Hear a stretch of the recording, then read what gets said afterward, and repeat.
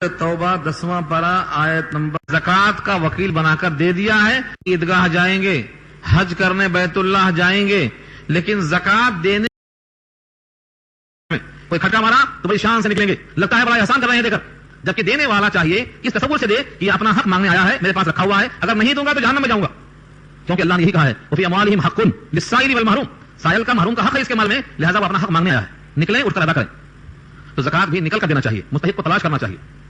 यहां आगे फरमाया कि आमिलीन अलैहा से मुराद जो मिन जानिब बादशाह और खलीफा मुकर्रर किए जाएं उनको जमा करना है, ता वक्त के हमारा कोई खलीफा ना हो, हम पर यह लाजिम है कि हम खुद मुस्तहिक़ के पास जाकर तलाश करें। अखबार में आपने पढ़ा होगा, वो कहते हैं ये मुस्तहिक़, वो कहते हैं ये मुस्तहिक़, आप इस आयत पर गौर कर लें, इसका एक एक लफ्ज़ वाज़ेह है, मुस्तहिक़ यही है जिनका जिक्र अल्लाह ने किया। यहां पर गुर्बत की बुनियाद पर, मस्करत की बुनियाद पर, इफलास की बुनियाद पर माल की ज़कात तक़सीम होगी। जो भी मुफलिस और मिस्कीन है, जो भी फकीर है, चाहे वो तालीम कोई भी हासिल करता हो या तालीम ही हासिल न करता हो, उसको ज़कात दी जाएगी और ज़कात का मुस्तहिक़ है। हाँ, ये और बात है कि लोगों के दिल में एहसास दिलाया जाए कि मांगने वाला कहीं भी मांग लेता खा लेता, लेकिन जो मदारिस हैं जिनकी सरपरस्ती हुकूमत कभी किया करती थी खिलाफत के जमाने में, अब उलमा के लिए, अइम्मा मसाजिद के लिए, इल्म की इशाअत के लिए, इल्म को फैलाने के लिए, हुफ़ाज़ उलमा की तालीम के लिए हुकूमत ताउन नहीं करती तो कोई बात नहीं, अब तो टांग खींचना शुरू कर दी। ऐसे में अगर हम इनको महरूम कर दें तो इनकी ज़कात से जो परवरिश होती थी कि गरीब तलबा हाफिज बनते थे, गरीब तलबा आलिम बनते थे और बहुत से उलमा इस काम में लगे रहते, ये सब लोग क्या करेंगे, इस काम को छोड़कर मूंगफली बेचेंगे, बैठ कर क्या करेंगे, आप तालीमी निजाम ठप पड़ जाएगा। इसलिए तरजीह देना पड़ेगा। तरजीह कहते हैं इधर भी तवज्जो हो उधर भी तवज्जो हो, देंगे गुर्बत की बुनियाद पर, नियत ये हो कि हमें इसे इल्म की इशाअत में शरीक होकर अजर हासिल करना है, क्योंकि एक गरीब को देंगे वो खाएगा, एक गरीब को देंगे वो खाएगा भी और पढ़ेगा भी, तो जाहिर है कि इसके पढ़ने के आप जरिया बन गए, फायदा आपको लगा होगा, बस ये है उसकी वजह, इससे ज्यादा और कोई वजह नहीं है। बहरहाल जो आमिल हैं इनको देकर आप में नहीं बह जाना कि ज़कात अदा हो गई, जब तक कि अपने मसला पर न पहुंच जाए, इसलिए तहकीक करके देना है, हर एक को नहीं देना है, ये चीज लाजिम है। और जो खलीफा भेजता था, खलीफा हिसाब चेक करता, कहां माल लगाना उसको मालूम है, खलीफा के आमिल को हाथ में देते ही ज़कात अदा हो जाती, आप जिम्मेदार खत्म।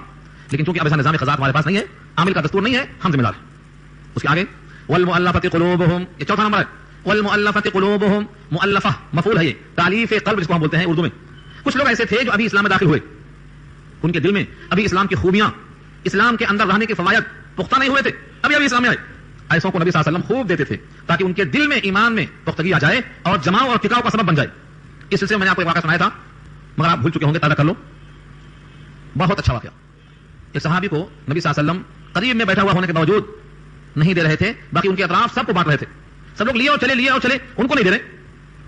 एक सहाबी खड़े हुए तारीफ में कि अल्लाह के नबी, जिनको आप नहीं दे रहे हैं उनको मैं मोमिन समझता हूं, यानी मैं गोया तस्दीक करता हूं कि ये शख्स मोमिन है, इसको भी दिया जाए। मगर इतने लंबे चौड़े अल्फाज सहाबा नहीं कहते थे, के सामने अजमत थी, इतना ही कहा इन्नी वराहु मोमिना, मैं उसको मोमिन ख्याल करता हूं। आपने कहा मोमिन ख्याल करते हो कि मुस्लिम? सहाबी ने कहा इन्नी वराहु मोमिना, आपने कहा अवा मुस्लिमा, यानी तुम मोमिन ख्याल करते हो या मुस्लिम? क्योंकि ईमान का ताल्लुक तो कल्ब से है और कल्ब में क्या है नजर नहीं आ सकता, तो तुम जाहिर देखकर अगर समझते हो तो मुस्लिम कहो ना कि मोमिन, क्योंकि ईमान नजर नहीं आता। हाँ, ईमान की अलामतें होती हैं, तो तुम इसको मुस्लिम कहो, मोमिन कैसे कहते हो? वो खामोश बैठ गए। थोड़ी देर के बाद वही बेचैनी फिर आई, फिर खड़े हुए, कहा या रसूलल्लाह इन्नी वराहु मोमिना, आपने कहा अवा मुस्लिमा, फिर बैठ गए। तीसरी बार फिर खड़े हुए बड़ी जुर्रत के साथ, या रसूलल्लाह इन्नी वराहु मोमिना, मैं उसको मोमिन ख्याल करता हूं, आपने कहा अवा मुस्लिमा, क्या मुस्लिम ख्याल करते हो या मोमिन?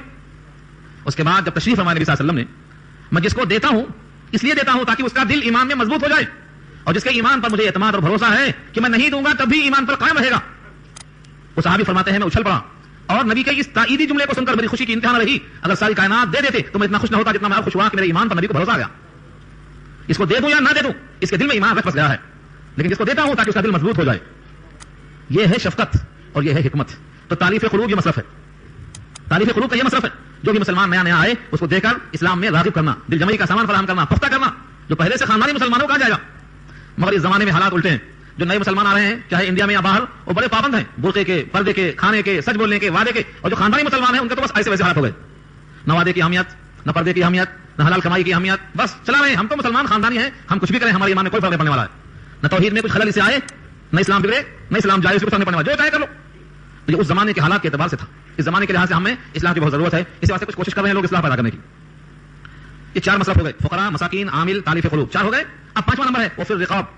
रिकाब जमा है रकबा की, और रकबा के माने गर्दन, गर्दन बोलकर पूरा जिस्म मुराद लिया गया है, जैसे रुकू बोलकर नमाज ली गई मुराद, सजदा बोलकर नमाज मुराद ली गई है, ऐसे ही गर्दन से मुराद पूरा इंसान। वो फिर रिकाब, और गर्दन में यानी गर्दन के छुड़ाने में। इसी वास्ते बहुत से लोग जेलों के अंदर पड़े रहते हैं, क्योंकि इस मसरफ से हम वाकिफ नहीं, चाहे वो जेल सऊदिया की हो या यहाँ की हो।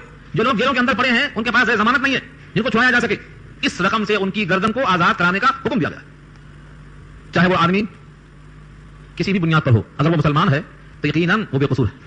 مگر ہمارے پاس جو تصور ہے کہ مسلمان کلمہ پڑھ لے ایک مرتبہ کافی ہے، اس کے بعد جو چاہے کرے، یہ نہیں ہے.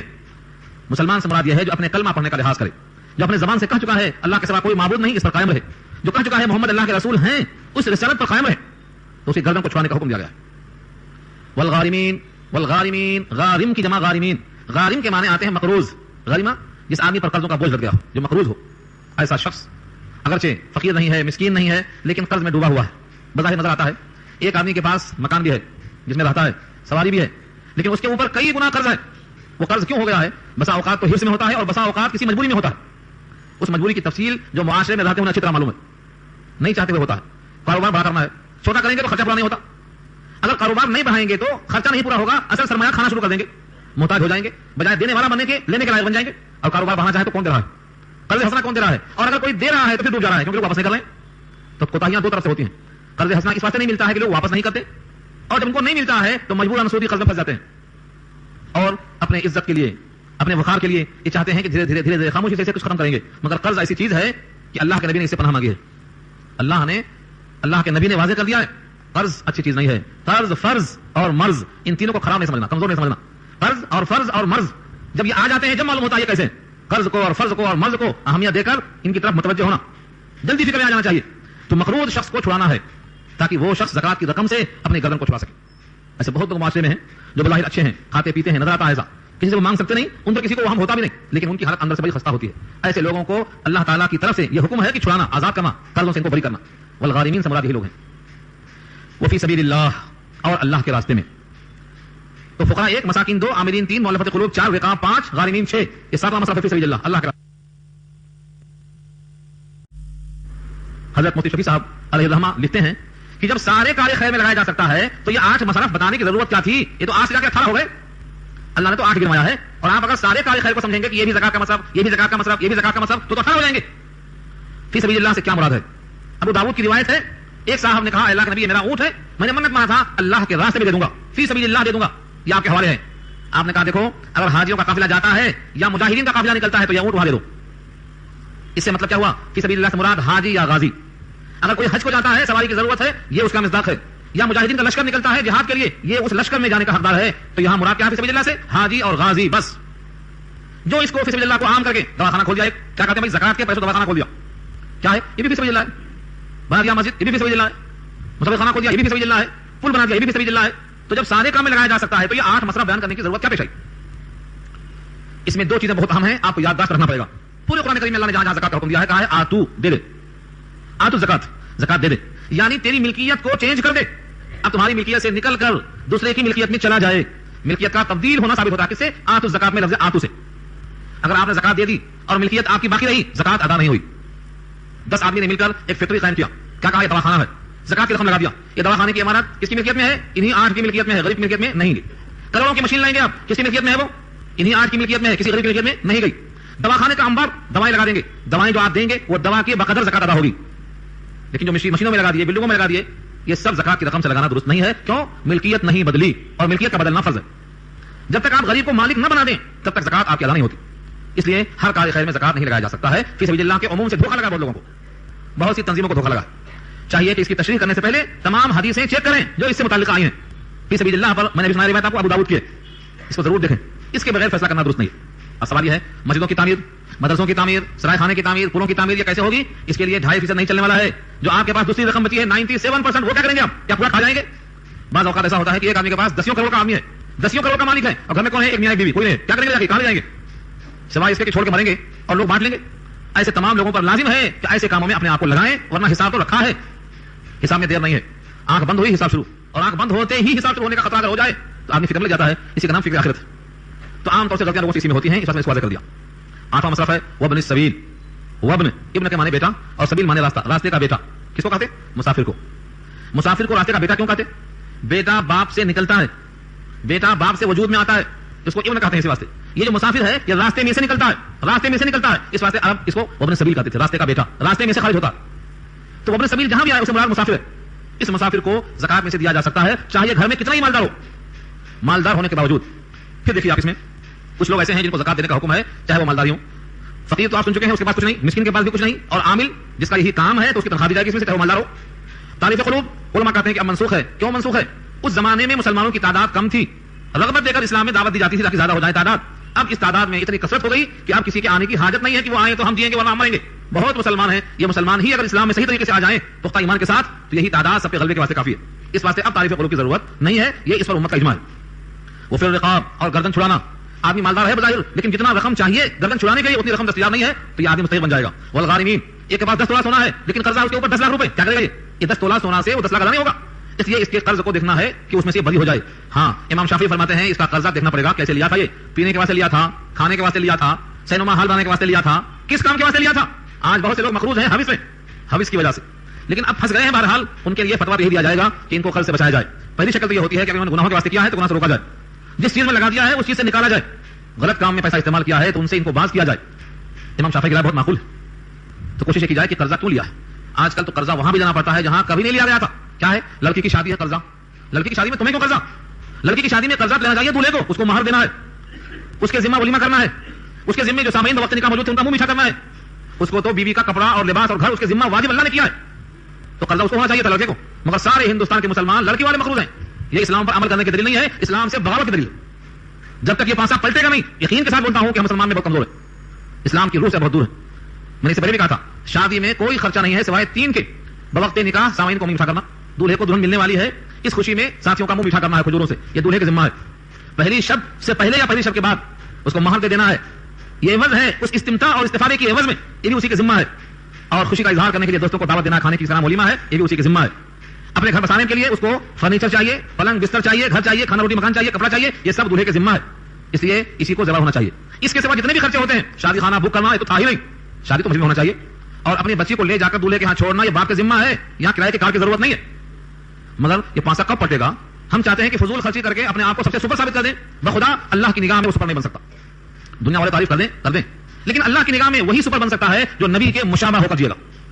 ان اکرمکم عند اللہ اتقاکم, جو متقی ہوگا وہی اللہ کے پاس سپر ہو سکتا ہے, بقیہ دوسرا آدمی سوچتا رہ جائے.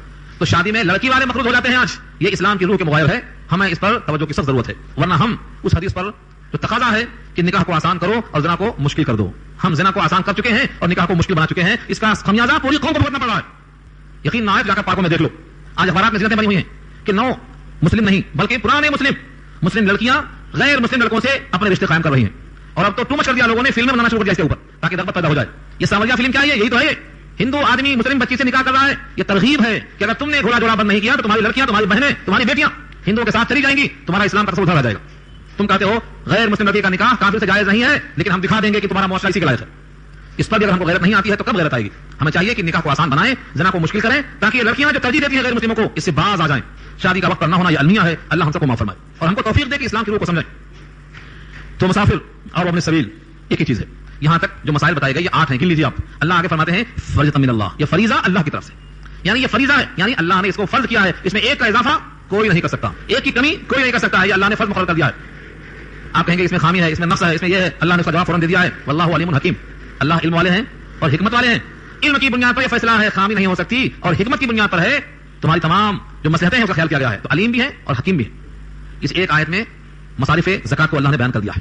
یہ سنا کر حضور نے فرمایا آئے مانگنے والے, اگر تو اس میں فٹ ہوتا ہے تو تجھ کو ضرور ملے گا, اور اس میں فٹ نہیں ہوتا ہے تو تجھ کو نہیں ملے گا. کیا تو فقیر ہے, کیا تو مسکین ہے, کیا تو عامل ہے, کیا تو اسلام میں آ کر دل میں ابھی کمزوری محسوس کرتا ہے, تعریف قلوب کی حاجت ہے, کیا تو مقروض ہے اور کیا تیری گردن چھڑانا ہے, کیا مسافر ہے یا اللہ کے راستے میں حاجی اور غازی ہے, کیا ہے؟ ان میں سے کوئی چیز ہے تو زکات دی جائے گی, ورنہ زکات نہیں دی جائے گی. یہ مصارف بیان کیا اللہ نے. اب یہاں سے ایک واقعہ منافقین کا اور آتا. یہ سب واقعات منافقین کے ہیں. منافقین کے سوالات, ان کے طنز, ان کی حرکات, ان کے اعتقادات, اسی کا جواب ہو رہا ہے. قصہ طویل ہے, اشارہ کیا ہے. ایک صاحب نے نبی صلی اللہ علیہ وسلم کے بارے میں ایسے الفاظ استعمال کیے جو نازیبہ تھے. یقیناً وہ منافق ہی تھا, جس کے دل میں خلوص ہو ایسا کیسے کہہ سکتا ہے. دوسرے صحابی جو مخلص تھے انہوں نے کہا تو جھوٹ بولتا ہے, تو ایسا ہے, تو ایسا ہے, میں جا کر نبی کو اطلاع کرتا ہوں. جب سامنے آئے تو مکر گئے, کہا میں نے ایسا تو نہیں کہا, میں نے تو ایسا کہا ہی نہیں. منافقوں کی علامت تھی اور آج بھی ہے, کچھ بھی کہہ لو لیکن جب موقع آئے تو بدل دو. گرگٹ کا رنگ کیسا ہوتا, کبھی کچھ بدل گئے. اور آپس میں کہتے ہیں دیکھو کوئی بات کہو تو فوراً وہاں پہنچ جاتی ہے, یہ آدمی نہیں ہے کان ہے. جیسے ہی ہم کوئی بات کہتے ہیں وہاں تک فوراً پہنچ جاتی ہے, ذرا احتیاط سے بات کرو. کیوں؟ یہ دونوں کی گفتگو جبریل وہاں منتقل کر دیتے ہیں, اور ابھی وہ قاصد حضور تک پہنچا ہی نہیں تھا کہ جبریل پہلے آ گئے. آ کر جبریل نے اطلاع کر دی کہ ان دونوں کی گفتگو ایسی ایسی تھی. ابھی جو قاصد آ رہا تھا اطلاع لے کر, ابھی وہ راستے میں پہنچا ہی نہیں. دیکھیے الفاظ کیا ہیں. ومنهم الذين يؤذون النبي ويقولون هو اذن, ان میں سے بعض لوگ وہ ہیں جو ایذا پہنچاتے ہیں نبی کو. یؤذون النبی, ایذا ہمارے اردو میں استعمال ہے ایذا پہنچانا, تکلیف دینا, ذہنی کرب کے اندر مبتلا کر دینا, یہ کیا ہے ایذا پہنچانا. حضرت موسیٰ کو بھی لوگوں نے ایذا پہنچایا تھا.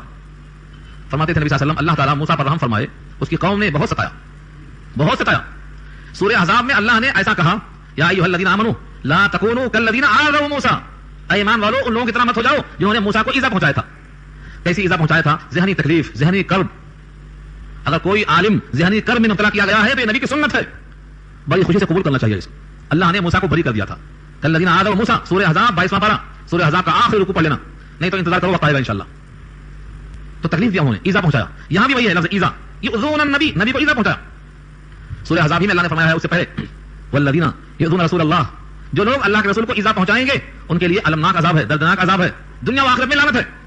اس لیے ایذا نہیں پہنچانا. ایذا کیسے پہنچتی ہے اس پر کلام کیا جائے تو آپ کو اندازہ ہوگا. نبی صلی اللہ علیہ وسلم کے سامنے امت کے اعمال پیش ہوتے ہیں ہر جمعرات اور پیر کو. جب معلوم ہوتا ہے کہ میری امتیوں نے ایسا کیا ہے, ایسا کیا ہے, ایسا کیا ہے, انہوں نے زنا کو عام کر دیا ہے اور نکاح کو مشکل کر دیا ہے, سارا بوجھ لڑکی پر ڈال دیا ہے, تو کیا اس سے خوشی ہوتی ہے بجائے ایذا کے؟ ہمارے اعمال ایسے ہوں کہ نبی کو ایذا نہ پہنچے. نبی کی زندگی میں بھی وہی حکم تھا اور وفات اور وصال کے بعد بھی وہی حکم ہے. لہذا ہر شخص پر لازم ہے کہ ایذا نہ پہنچائے. حیات برزخی میں جب اعمال پیش ہوتے ہیں تو آپ کو ایذا پہنچتی ہے, تکلیف پہنچتی ہے. اپنے اعمال کی دوسری کا فیصلہ فرمائیں. اس مضمون میں بہت طویل ہے, یہاں میں نہیں لاؤں گا انشاءاللہ, اس بات کو نہیں لاؤں گا سورہ احزاب میں. تو ان میں سے بعض لوگ وہ ہیں جو نبی کو ایذا پہنچاتے ہیں اور کہتے ہیں ہوا اذن, وہ تو سراپا کان ہے. ایک تو ہے کان والا بتانا اور ایک ہے انہی کو کان کہہ دینا. جب آدمی بہت جلدی سن لیتا ہے یا ہر بات پہنچ جاتی ہے تو اس کو سراپا کان کہا جاتا ہے. جیسے ایک آدمی کو عادل کہیں, بجائے عادل کا کہیں تو عدل ہے. عادل نہیں, سراپا عدل ہے. صادق نہیں ہے, سراپا صدق ہے, یہ مبالغہ ہے. ایسے یہاں پر بھی ہوا اذن کا, وہ تو سراپا کان ہے, جیسے کوئی بات کہو پہنچ جاتی.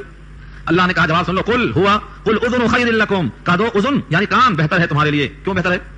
یؤمن باللہ, وہ اللہ پر ایمان رکھتا ہے. پہلا خوبی کا مسئلہ یہ ہے وَيُؤْمِنُ لِلْمُؤْمِنِينَ, اور وہ یقین کرتے ہیں ایمان والوں کے لیے. وَرَحْمَةٌ لِلَّذِينَ آمَنُوا مِنْكُمْ, اور رحمت ہے سراپا ان کے لیے جو تم میں سے ایمان لے آئے.